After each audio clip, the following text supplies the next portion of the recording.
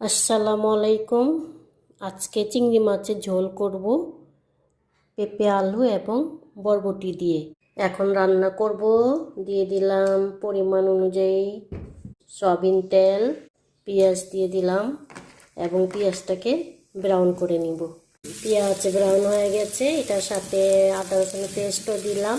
আর এখানে আলু এবং পেঁপেটা ফ্রাই করে নিলাম। সামান্য হলুদের গুঁড়া দিয়ে মশলা ছেড়ে দিব। এখানে নিলাম হলুদের গুঁড়া, জিরার গুঁড়া, মরিচের গুঁড়া, টেস্ট অনুযায়ী মানে পরিমাণ মতো লবণ। কষানো হয়ে গেছে, এখন আমি ছেড়ে দিব বরবটি, দিব চিংড়ি মাছ, দিয়ে দিব পেঁপে আলু। এটা কিছুক্ষণ কষিয়ে দেন রান্না করব। কয়েকটা কাঁচামরিচ দিয়ে দিলাম পানি, যতটুকু জল রাখবো।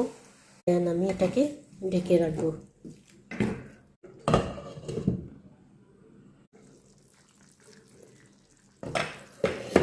তো হয়ে গেল আমার বরবটি পেঁপে আলু দিয়ে চিংড়ি মাছের ঝোল। দিয়ে দিলাম ধনিয়ার পাতার কুচি। সবাই ভালো থাকবেন, সুস্থ থাকবেন। আল্লাহ হাফিজ।